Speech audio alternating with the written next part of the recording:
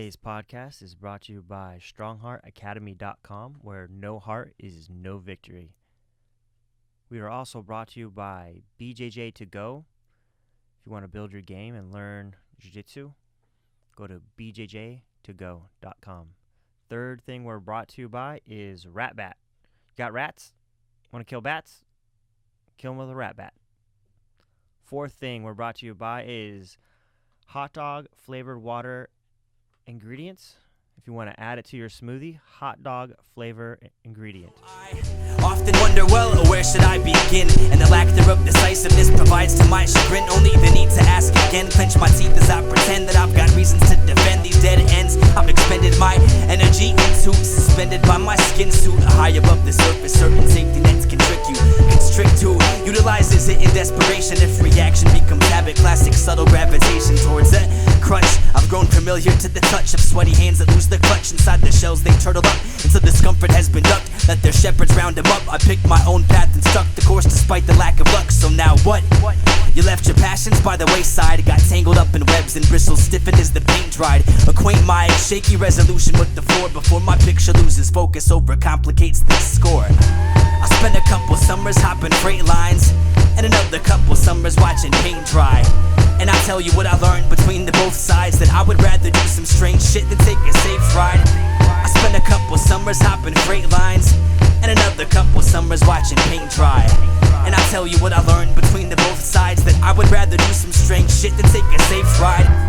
It's better to get to the point of the plot than not, but past a certain point that ought to be self-evident what I thought, but caught the truth of it. And truthfully, I'm utterly confused by the fact there isn't really any proper path to choose. Cause whose truth will you be referencing when picking what's supposed to be?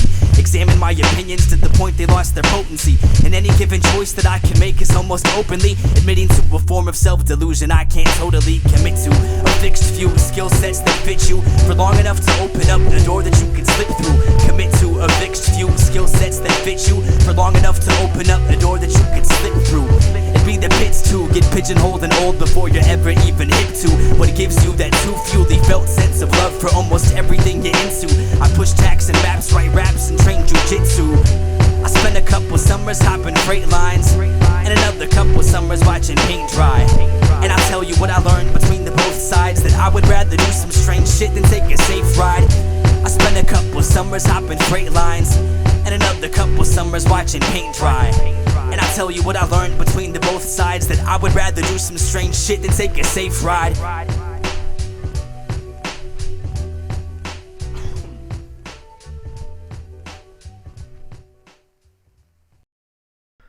Okay, so today is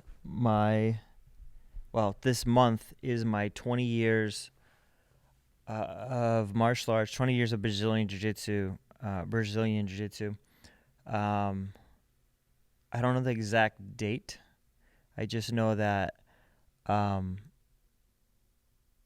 this is the month that I started, and that it was in 2000. So we're in 2020 and March. So I just thought maybe I should talk about it. It's crazy. I didn't think that. Never thought ahead of like, you're going to be doing this thing called jiu-jitsu for 20 years and be so obsessed about it and change my entire life. I remember I was about 19 and I was just looking for something, man, just looking for something to get me on a path going forward. And I felt kind of stuck in life where I was at. Not partying too hard, but like not doing anything good with my time, my free time. And I worked really hard. I was doing landscaping, but I just felt like I needed something, a direction or some sort of goal and something to take my time up, you know. We kind of are what we do with our free time. So I wanted to make sure I was spending it better. I found a place called, it said Submission Wrestling, and I wrestled in high school, and I said, oh, you know what?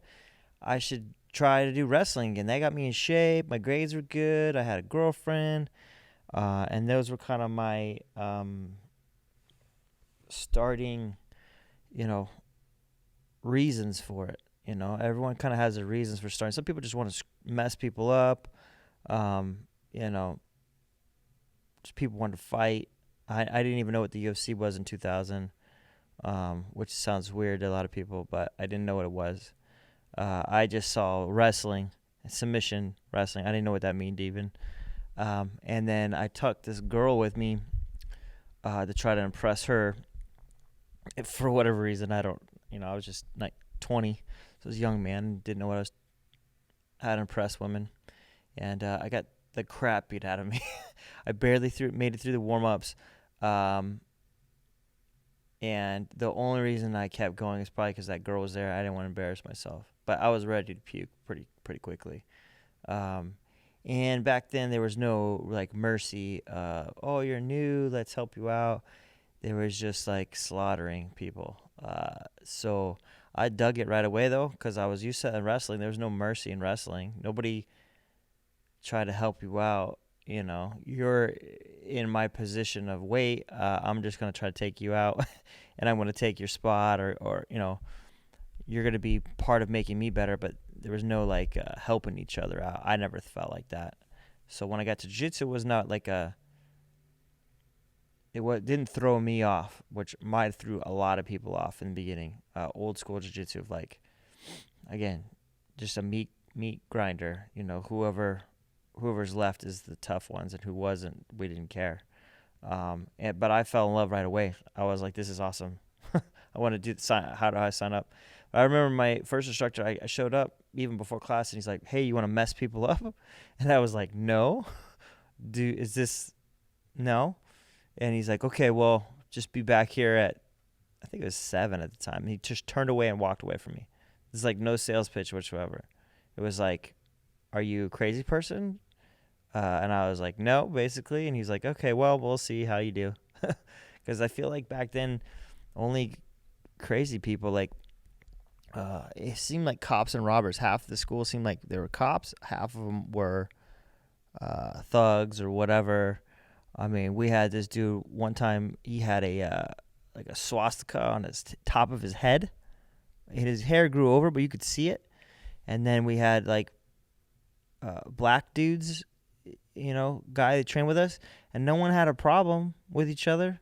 You know, I think that guy maybe got it in prison, and he couldn't afford to remove it. You know, it was a stupid mistake, but like they were hardcore people, super hardcore people, and I mean, I remember guys trying to gouge your eye, like just crazy stuff like that. People would fight almost every class. Like every class, and my old instructor used to encourage it. Like he never said, okay, break it up. I don't ever remember that. Like if someone wanted to say, hey, let's do this, like everyone was like, okay, cool. Let's fight. Like let's swing. You know, we would actually fight. And we weren't even training for MMA. It was just the way it was. Like, you know, someone thought someone was being overly aggressive, and the other person thought, you know, was ready to stick up for that, and they would fight all the time.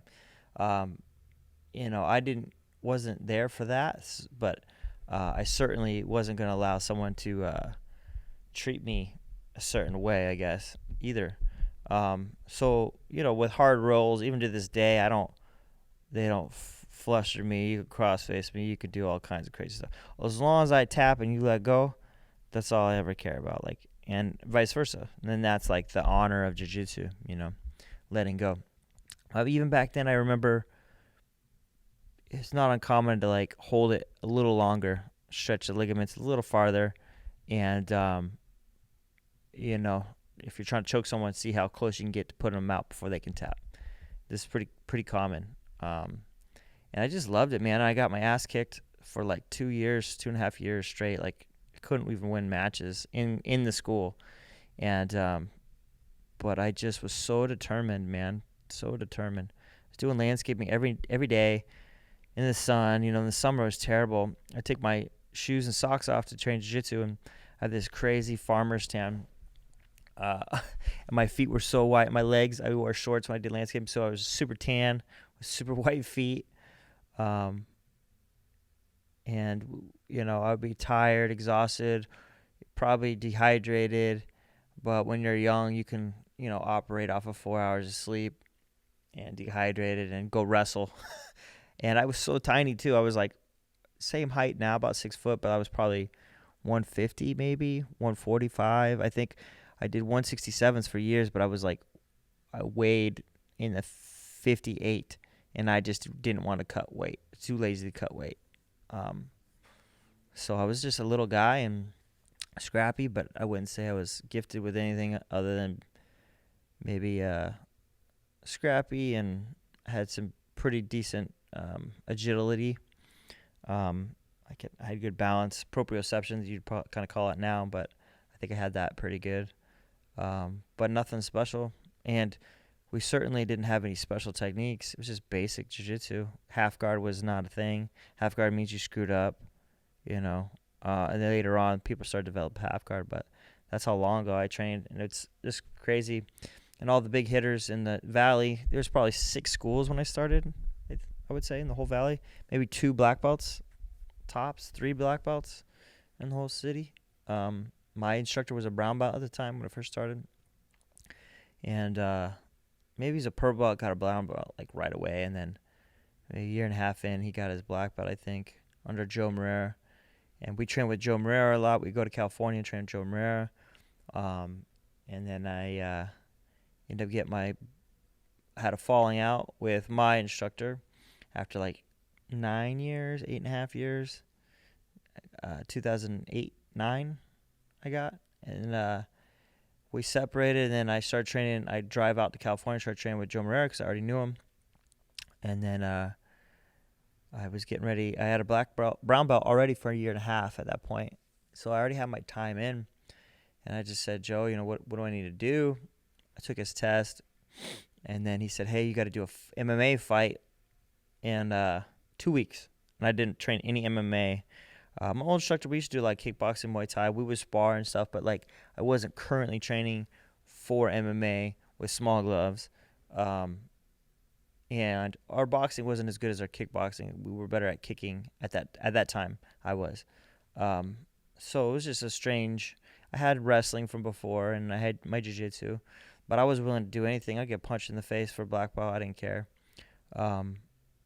So I hurt my ribs during that, and then I remember I was trying to fight 2 guys at the same time because I didn't know what to do to get my cardio up. I had like 2 weeks, and I just wanted to scrap hard so that whatever happened, I could take a beating. And I already kind of knew I could take a beating, but and then when I was fighting 2 guys at the same time, I double leg one guy.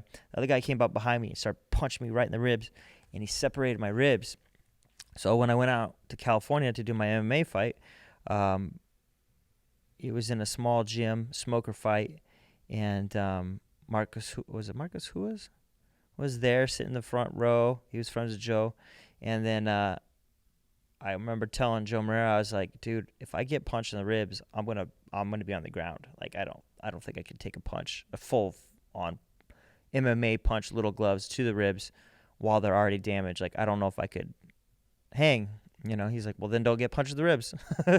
So I came out. I think I took the guy down, fell in a triangle, past triangle, armbar from top, and then belly down armbar. The whole thing lasted maybe 1 minute. But I just wanted my black belt so bad. I would armbar anybody in front of me. I was willing to break their arm for the black belt at the time. And then, that's 2009. That was like, almost 11 years ago, which is crazy. And just kept training, man. Started my own gym with very few people. I didn't have anything. I had rollout mats. My mom had a jazzercise studio. I rolled out some mats in there, and she said I had to roll them back up when I was done. I think I charged people like $10 or $5 to drop in. And they basically just covered all the mat tape that I was using every time we roll it up, roll it back in.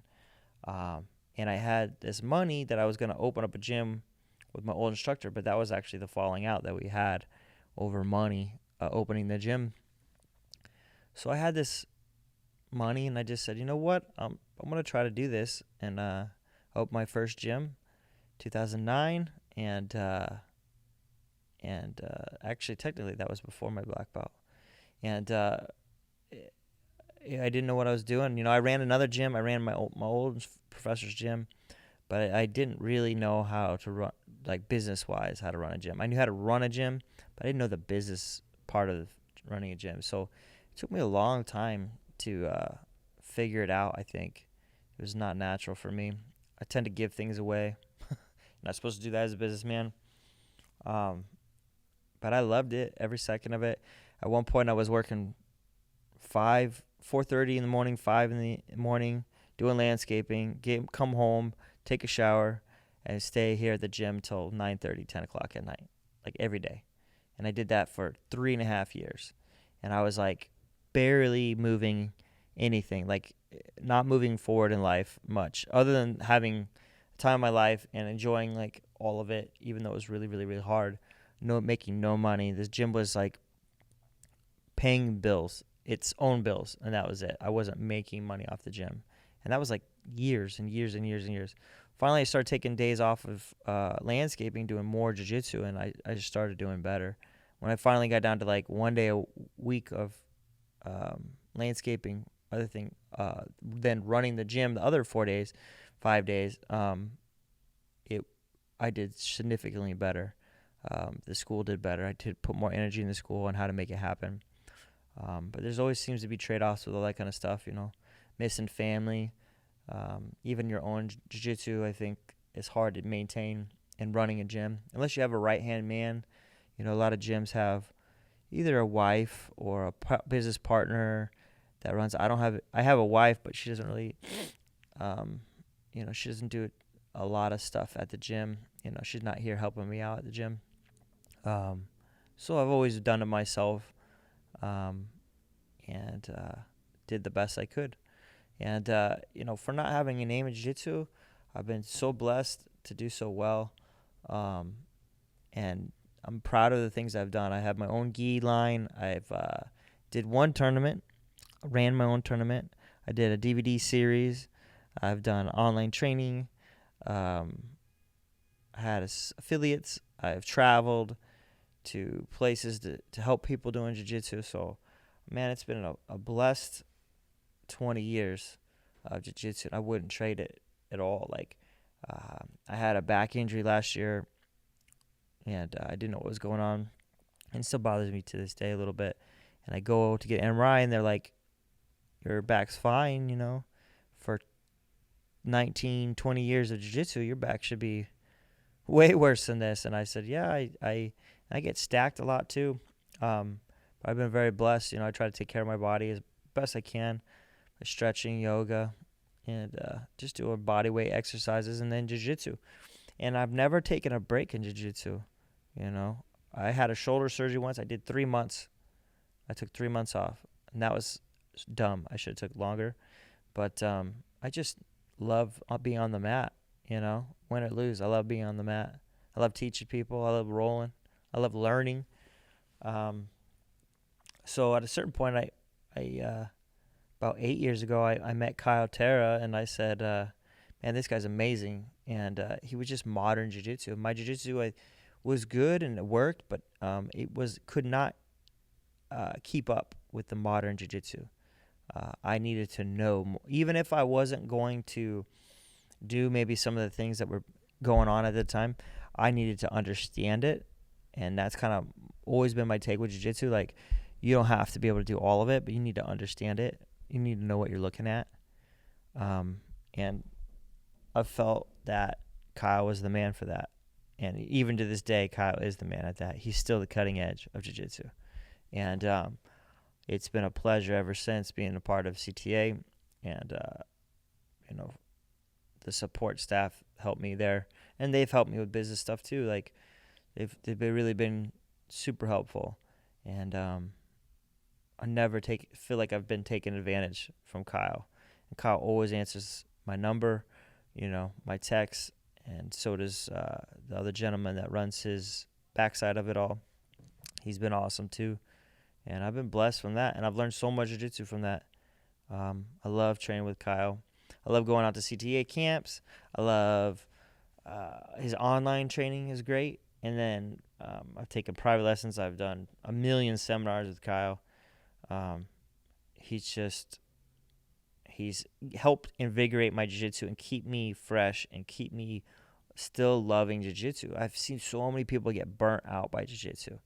My fire has never been burnt out in jiu-jitsu. I've never go, oh man, I gotta go to jiu-jitsu. Like, I just never do that. I'm always willing to go to roll. I'm always willing, not even always willing to roll, but I'm always willing to be on the mat. Like, I really like being on the mat. And the times I've taken a break was like a week, for vacation's sake, for family's sake, not because I didn't want to be in jiu-jitsu. And so many of my vacations were just jiu-jitsu vacations. I'd leave and then go train jiu-jitsu somewhere, because it was fun for me. That was a vacation, like learning from someone new, taking a seminar, another state, another country. That stuff's awesome, and I'm blessed. It's kept me healthy, kept me a reason to eat better, sleep more, do the things that you're supposed to do anyway. But I always knew that it helped my recovery. And then, if I'm not willing to take steroids or anything like that, like a lot of people do, or testosterone therapy, I don't do any of that kind of stuff. I just try to be healthy with food and sleeping, and jiu-jitsu's helped me with that a ton. And it's a helpful motivator than just, hey, be healthy. It's like, oh, well, if I don't sleep, then I'm going to be broken for tomorrow, and it's going to be hard to do jiu-jitsu. So I've been blessed that jiu-jitsu kind of done that for me, like really just helped me motivate to be healthy, a reason to be healthy. And then all the friends and friendships over the years of 20 years of jiu-jitsu has been amazing.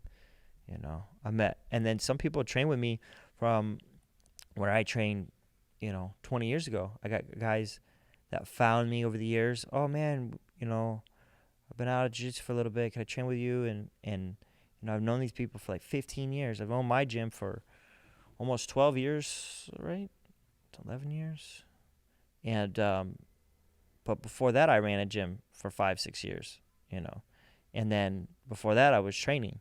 So I know these guys for 20 years is a long time. 15 years is a long time. 10 years is a long time. When I owned my own gym for 10 years, I was like, man, owning any business for 10 years is crazy. But owning a jiu-jitsu business is just like, it's a crazy business to run, or say that's your profession. Even sometimes when people, oh, what do you do for a living? Oh, I teach martial arts, I'll say, because sometimes they don't know what jiu-jitsu is. Even I remember starting jiu-jitsu, I'd tell my friends, and everyone would give you knife hands, and you're like, yeah, we don't do that. Like, oh, okay. What do? You like wrestle around with people? Yeah, I wrestle around with people, something like that. Wrestling. I tell people a lot of times it's just like wrestling or in judo, and put it together. Oh, judo? Okay. But now people know jiu-jitsu. It's crazy. The UFC is so big now that I think they've helped not even educate people, but they at least know that, like, when the ground stuff's happening, that's jiu-jitsu. And that's been cool to kind of know that now this weird thing that I was doing that nobody was doing, because there's, like, again, 6 schools in the Valley. None of them were huge. And that's the whole state, Tucson included. And then just the people I've met over the years has been amazing. And there's nothing like jiu-jitsu where if you seek it out, like you can train with the top guys in the world. The professional sports, you can't do that. You can't go train with LeBron James. They're not going to let you on the practice court, no matter how much money you give them. So jiu-jitsu is not like that. And generally, when you go up to jiu-jitsu heroes and all that kind of stuff, you shake their hand. They're totally down to take pictures and talk, and most of them are pretty rad people. And that's not like professional sports. Is not like that. Sometimes they want to get paid just to get the autograph. So I think that's been pretty cool to be a part of that, this kind of fraternity of people that like to choke each other in pajamas. And I've been, again, so blessed, so thankful to make it 20 years. And, like, why did I make it 20 years and so many people just quit within less than a year? That's what's always funny. Like, people give me excuses all the time for quitting. You know, maybe they're valid, maybe they're not, but like I've done everything. Like I've had to put dogs down and then go train. You know, I've had some serious things happen in my life, and I still train. You know, even working outdoors and having to get up at 4:30 in the morning, 5 o'clock in the morning, I still train. You know, I don't, and I've been poor. When I first started, didn't have any money. I was making $9 an hour, living by myself. And you know, that's how I got into teaching, because I couldn't afford it. So I started teaching, and then also cleaning, and that's how I got to train for free at my original gym that I trained at. Because, you know, so people say, oh, I don't have any money, but like I see them drinking and buying a new car, buying new clothes, buying a new iPhone. Oh, you have no money? Or you're just not prioritizing like this, you know? And I always prioritized jiu-jitsu. Always did. And then, you know, losing and not having any physical gifts, I would say, I'm not a quitter. And it's crazy and eye-opening to me is how many people are just quitters. They just don't have it. They don't have what it takes, unfortunately. And sometimes it's hard for me to understand that concept. Like not everyone has what I have or whatever, because I don't consider it a special thing. I don't feel like I'm special at all. And there's a lot of other guys in the Valley that have 20 years of jiu-jitsu too, but there's a lot of guys that quit. A lot of girls that quit. Oh man, thousands. And that's why there's not a lot of black belts, man. Even with the Valley, being in the Valley 20 years, you know, how many black belts are there? There's just not a ton for the whole state. You know, people have moved into the state now. There's a ton of Brazilians have moved in the state lately, and they come with black belts, you know. Not a lot have been produced here. Not a ton, you know. And then a lot of them quit after they did black belt. And that was another thing. When I got my black belt, I was like, this is the beginning. I don't know anything. I need to get caught up. So when I started training with Kyle, I was already a black belt. And I feel like I've relearned all jiu-jitsu training with Kyle as a black belt. And people don't want to lose, and people don't want to learn. They want to say, oh, I've mastered that. But there's no mastering of jiu-jitsu, no such thing. It's a certain level, I guess. But there's always more. I should say there's mastery. There's no perfection. You know, you look at Kyle, and that dude's still trying to chase perfection. And he'll never reach it. And I think he knows that, but, like, he keeps pushing. And that's inspiring, too, that there's no end to this, you know. And then when you age, you just got to adjust and don't use that as a crutch. There's people with, you know, Jean-Jacques Machado had a messed up hand. That dude was a world champion, so ADCC champion for sure. Can't use an excuse. Just got to adapt. But I just wanted to share some thoughts of my 20 years, and I'm sure I'm missing out on a bunch of stuff I should have talked about, but I can't wait till another 20 years and see how long my body keeps going. One time Professor Mansour, who was like 86 at the time, I met him when they gave Joe Moreira his coral belt, and one of the most inspiring things actually was that guy was still training and on the mat. He was like 80-something, and he can get up. Nobody needed to help him up off the mat. You know, I remember my grandfather, like in his late 60s, had trouble getting out of a chair. This guy was teaching a seminar on the ground. Could he roll and beat everybody? Probably not, but he was still on the mat, moving around. Again, most old people can't get off the ground. They're on the ground. They're stuck. This dude got up, no problem. Then we ate lunch, and the dude's hands were just gnarly, and he was like arguing. I think it was Alan Goes. He was arguing with Alan Goes, and Alan Goes at that time, this is years ago, he was such good shape. He was an MMA fighter, and this old guy was still fired up, and he wasn't backing down, you know. I think it keeps you young. You know, jiu-jitsu keeps you young. That guy's 80-something, and man, I was so impressed. And I knew that, like, he couldn't train like he used to when he was a young man. His first professor was Elio Gracie, you know, and I think he was the same age or a little bit younger than Elio. But he was still out there, still loved jiu-jitsu, still had the passion for jiu-jitsu. And man, I hope I can continue doing that for another 20, 30 more years. We'll see if my body allows me. But right now I feel great. So anyway, I appreciate the listen and subscribe. AZADHD podcast on YouTube. Thank you. Peace.